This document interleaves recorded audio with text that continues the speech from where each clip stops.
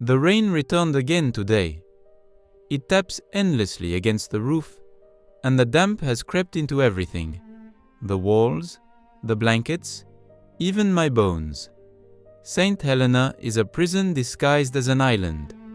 The English did not merely defeat me, they diminished me. They transformed the Emperor of the French into an aging exile, staring through fog toward a horizon he can never cross. Yet my mind remains clear.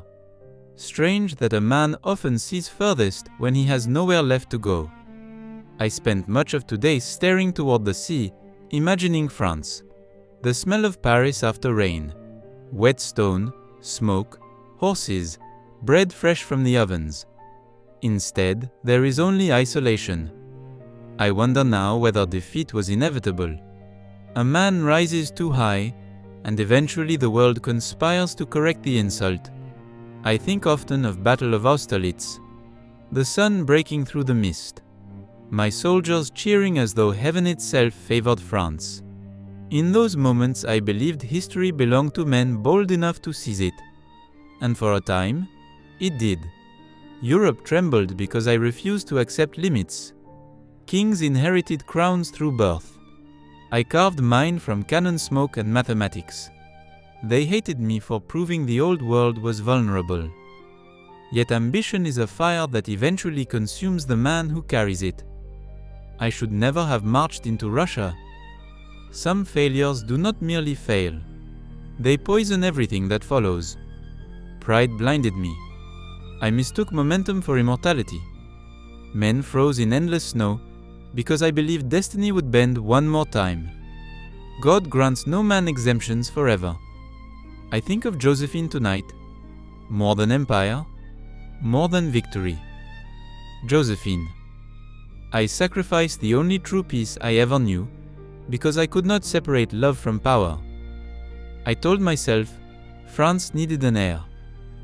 Perhaps that was true. But I suspect I simply feared vulnerability. There are ghosts in this room, not spirits, but memories. Marshals long dead. Young conscripts staring upward through blood and mud. Mothers opening letters stamped with imperial seals. How many died for France? And how many died for Napoleon? I once believed greatness justified suffering. I am no longer certain. Yet I cannot entirely regret my life. I changed the world. The old monarchies feared ideas more than armies, and I carried ideas across Europe at the point of a sword. Even my enemies adopted parts of what I built after destroying me. That may be the strangest victory of all. They condemned my name while inheriting my century. The candle burns lower now. My body feels heavier than it did yesterday. Every breath seems negotiated rather than freely given. I do not fear death. I fear obscurity. Already people reshape me into caricature, tyrant, liberator, genius, monster, hero. Perhaps that is the price of immortality. If I have one final wish, it is this. Let France remember.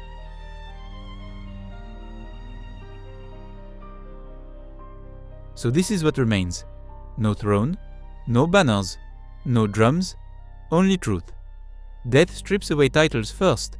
Emperor, general, consul. They vanish almost immediately. Yet something remains. I see now how small even the greatest men appear against time. Empires fade. Borders change. Victories become paragraphs in books. But some things endure. A law, an idea, a dream forced into history's bloodstream. My true legacy was not conquest. It was acceleration. Europe could never fully return to what it had been before me. Kings reclaimed their thrones, but the illusion was broken. A Corsican artillery officer had become master of a continent. After that, ambition stood beside birthright. I see my mistakes more clearly now than any historian ever will. I mistook control for strength. I mistook fear for loyalty.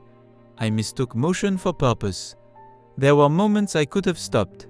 Instead, I fed a hunger that confused conquest with meaning. No man is purely hero or villain. The same hand that signs reforms signs death warrants. I loved France sincerely. I also buried her sons by the hundreds of thousands. Both things are true. From here, Waterloo seems less important than I once imagined. The real defeat began long before the battlefield, hidden beneath years of triumph. Men often begin falling while believing themselves invincible. What surprises me most is how little power matters now. I think instead of simple things, walking unnoticed through a crowded street, sharing bread with friends, holding Josephine's hand without calculating consequences, listening to rain without wondering how it might affect a campaign. An empire can cost a man his soul once